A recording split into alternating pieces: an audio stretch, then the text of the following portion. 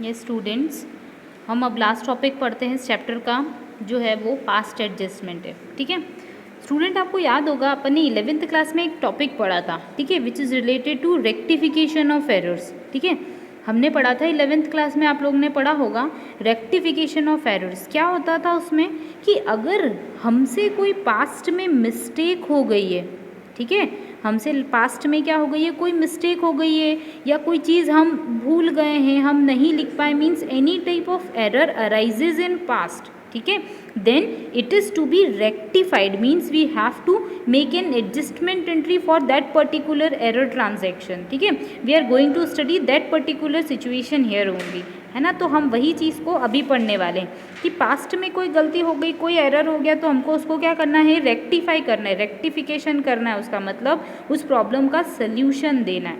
तो आपको ये पता है कि हम हमारी बुक्स ऑफ अकाउंट्स जो बनाते हैं, they all are chronological order, means date wise या on the basis of occurrence we are going to record all transactions in our books of account. So it's not possible for us to make recalculation of that particular transactions, या फिर हम ये नहीं बोल सकते कि हमको वापस से सारी बुक्स ऑफ अकाउंट्स बनानी पड़े अगर कोई गलती हो गई तो, है ना।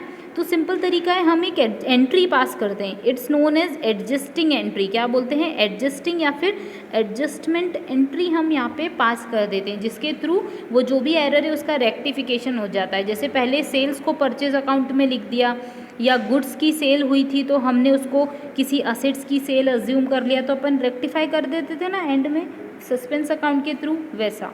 अब अपन यहाँ पे जो क्वेश्चन पढ़ने वाले हैं या कंटेंट पढ़ने वाले हैं, वो क्वेश्चन देख लीजिए आप लोग। अपनी जो बुक है उसमें पेज नंबर 1.66 पे फर्स्ट क्वेश्चन जो है 23 वाला, वो अपन सॉल्व करते हैं। तो question is that A B and C are partners, their profit sharing ratio is 2:2:1 respectively. अपन ये क्वेश्चन के देख के लिख लेंगे। Their capital are rupees 10,000, 8,000 and 6,000 respectively. Capital अपन को दे दी।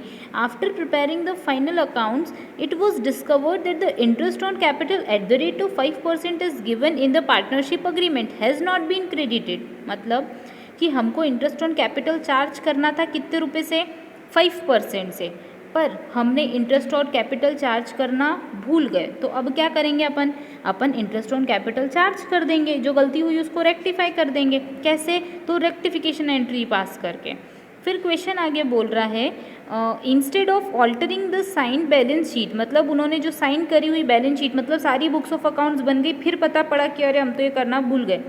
तो आपको क्या करना है, it was decided to make an adjusting journal entry. आपको एक एडजस्टिंग एंट्री पास करनी है जिसके थ्रू ये सारी जो भी गलती हुई है ये सारी की सारी सॉर्ट आउट हो जाए, सॉल्व हो जाए, so that the set of matter right in the beginning of the new year. तो हम नए ईयर के अंदर अच्छी सही चीज़ें लिख सकें। So first we have to prepare the statement showing effect of interest on capital not paid.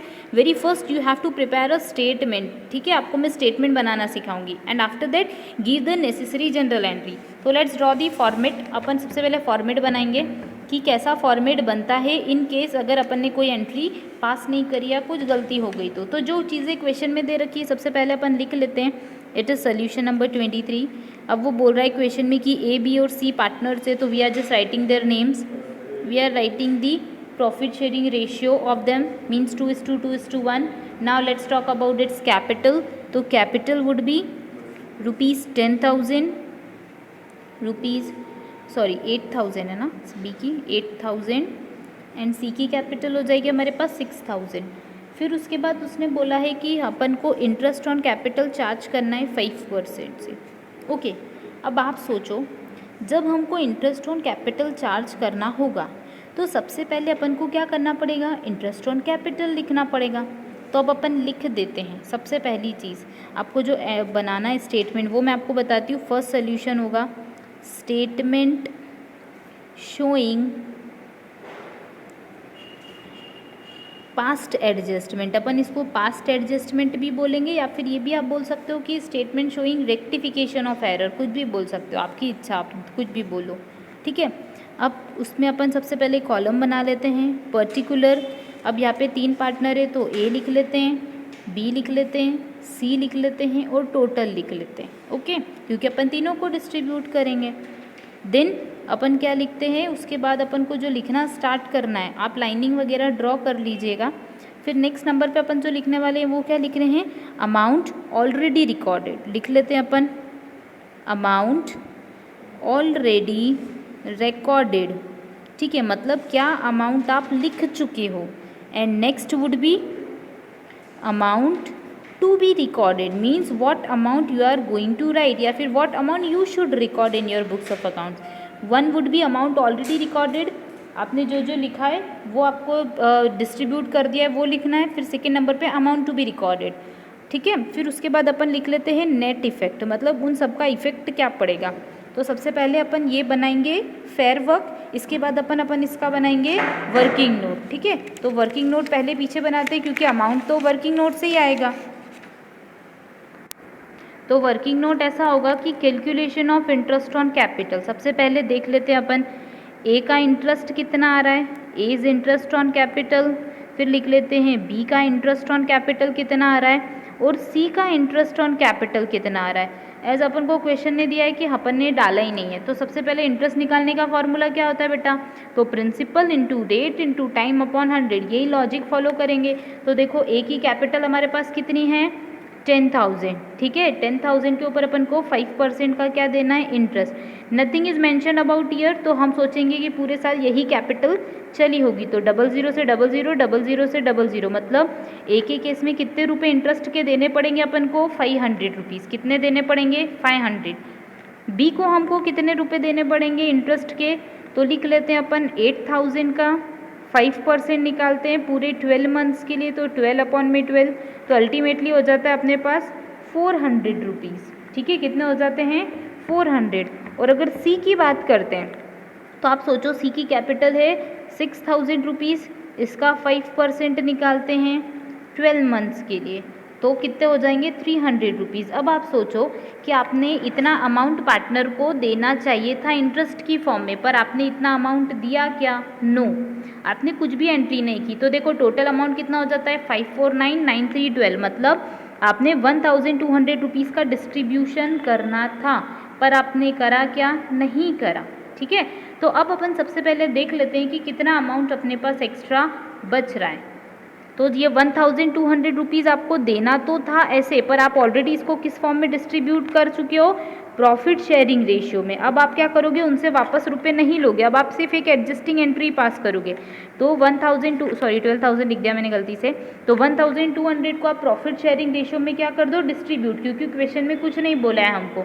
तो अपन लिख देते हैं इसको 2:1 के फॉर्म में, 2:1 के फॉर्म में जब डिस्ट्रीब्यूट करते हैं 2:1, मतलब अल्टीमेटली 1,200 को डिवाइड करो आप 5 से, ठीक है। तो कितना आ जाता है 5 2 10, 5 4 20 और 0, मतलब ए को कितने रुपए मिल गए होंगे 480, अपन ऑलरेडी दे चुके हैं। दूसरा बी को कितने दे चुके हैं 480, और सी को कितने दिए 240। तो अब आप सोचो, कॉमन सेंस लगाओ, आपको ए को देने कितने रुपए चाहिए थे 500, आपने ऑलरेडी कितने दे दिए 480, तो जल्दी बताओ आप उसको 20 रुपीज़ एक्स्ट्रा दोगे कि नहीं दोगे ए को, डेफिनेटली ए को कितने रुपए एक्स्ट्रा देने पड़ेंगे 20।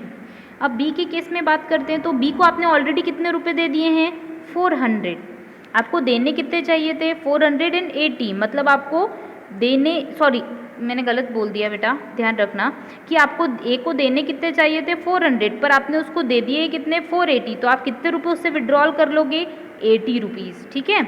और सी के केस में अगर अपन बात करते हैं तो सी को कितने दे दिया आपने, देने चाहिए थे 300, आपने दे दिए 240, तो एक्स्ट्रा कितने रुपए दे दोगे उसको 60 रुपीज़, इसको 60 दोगे, इसको 20 दोगे, टोटल मिला के 80 इन दोनों को दोगे, तो लोगे किससे, बी से लोगे, है ना। तो यही एंट्री पास हो जाएगी। अब अपन लिख देते हैं, यहाँ पे लिखा है अमाउंट ऑलरेडी रिकॉर्डेड, तो यहाँ पे लिख लेते हैं distribution of 1,200 in ratio of 2:1 as we had done earlier, जैसे अपन ने पहले किया है। तो अपन ने ए के कितने रुपए निकाले बेटा, तो देख लो यहाँ पे कितने रुपए दे रखे हैं अपने पास, ए के अपन ने निकाले 480, 240, तो लिख देते हैं अपन ए को अपन ने दे दिए कितने देने कितने रुपए चाहिए थे 480, फिर 480 और 240, येस और नो, मतलब टोटल कितने रुपए हो गए 1,200, येस और नो।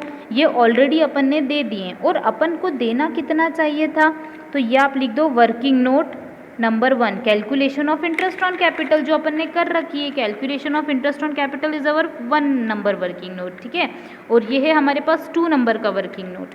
तो अपन ने देखा कि हमने कितने रुपए लिखने चाहिए थे इंटरेस्ट के, तो 500, 400, 300, तो लिख लेते हैं 500, 400 और 300। तो अब आप देखो यहाँ पे भी टोटल कितने रुपए हो गए, 1200, ठीक है। तो अब नेट इफेक्ट लिख लेते हैं। तो आप देखो इंसान को अपन ने सामने वाले को कितने रुपए दे दिए, 480, अभी हमको देने कितने चाहिए थे, 500। तो जल्दी बताओ आप एक्स्ट्रा इसको कितने रुपए दोगे, 20। आप सोचो कि अगर आप किसी पार्टनर को 20 रुपीज़ दे रहे हो तो उसकी कैपिटल इंक्रीज हो रही है कि डिक्रीज, इंक्रीज, मतलब ये अमाउंट क्या हो जाएगा, credit. As I told you कि capital increases on credit side. Next B को आपने कितने रुपए दे चुके हो, 480, आपको देने कितने चाहिए थे, 400, मतलब आप इससे 80 रुपीज़ क्या कर लोगे, वापस ले लोगे। तो ले लोगे तो इसकी कैपिटल इंक्रीज होगी कि डिक्रीज, डिक्रीज हो जाएगी, मतलब ये अमाउंट क्या होना चाहिए, जनरल एंट्री में डेबिट होना चाहिए, ठीक है। फिर देखो सी के केस में, तो सी की कैपिटल में आपने कितने रुपए दे दिए उसको, 240, आपको देने कितने चाहिए थे, 300, मतलब आपको एक्स्ट्रा कितने रुपए देने पड़ेंगे, 60। तो एक्स्ट्रा दोगे तो कैपिटल इंक्रीज हो जाएगी, तो ये अमाउंट क्या हो जाएगा, क्रेडिट। और वही था 1200, 1200, ये तो सिंपल सा कैंसिल हो गया, कोई दिक्कत नहीं है इसमें, येस और नो। तो आपको पता पड़ गया 80 डेबिट, 20 60 क्रेडिट। तो इसकी जर्नल एंट्री क्या हो जाएगी बेटा, मैं यहाँ साइड में लिख रही हूँ जर्नल एंट्री, यहाँ ऊपर लिख देती हूँ मैं, ठीक है। फिर आप जर्नल एंट्री लिखना इसी के जस्ट बाद, मतलब आप ये पहले सोल्यूशन करोगे, ठीक है। जैसा कि क्वेश्चन में बोल रखा है पार्ट नंबर ए सोल्यूशन था, तो हमने सोल्यूशन कर दिया। अब पार्ट नंबर बी की बात करते हैं। तो पार्ट नंबर बी अपन को बोल रहा है गिव जर्नल एंट्री, तो अपन फॉर्मेट बना लेंगे journal entries, journal entries in the books of, जो भी ऑर्गेनाइजेशन फॉर्म का नाम है वो लिख देंगे। फिर फॉर्मेट बना लेंगे date, particular, LF, debit amount, credit amount. तो अपनी ये जर्नल एंट्री क्या हो जाएगी, तो आप देखो अपन ने जर्नल एंट्री में ऑलरेडी लिख लिया है, बी का अकाउंट क्या होगा, डेबिट, ए और सी का क्रेडिट। तो लिख लेते हैं, जो डेबिट है वो डेबिट हो जाएगा। तो जर्नल एंट्री लिख लेते हैं अपन, 20 capital account debit to S capital account to C's capital account. B का कैपिटल अकाउंट हो जाएगा 80 से, ए का हो जाएगा 20 से, सी का हो जाएगा 60 से। I hope you got it, आपको ये चीज़ समझ में आ गई होगी, बहुत ही सिंपल कॉन्सेप्ट था वैसे। अब एंट्री में हम लिख देंगे यहाँ पे बीइंग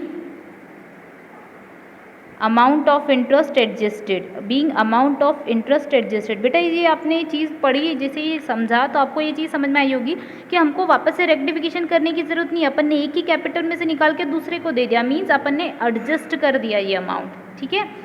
अब दूसरे जो कुछ क्वेश्चंस होते हैं उसके अंदर डायरेक्टली प्रॉफिट का अमाउंट दे के रखते हैं, जैसे ये क्वेश्चन थोड़ा सा डिफिकल्ट था, इसमें प्रॉफिट का अमाउंट दिया नहीं था तो अपन ने टोटल निकाला। वैसे काफ़ी क्वेश्चंस में आपको दिया हुआ मिलेगा, आप इसकी प्रैक्टिस कीजिएगा, ठीक है स्टूडेंट्स। और इसी के साथ हमने ये चैप्टर जो है इसको कंप्लीट कर लिया है। अब अपन नेक्स्ट चैप्टर पढ़ेंगे गुडविल से रिलेटेड। Thank you.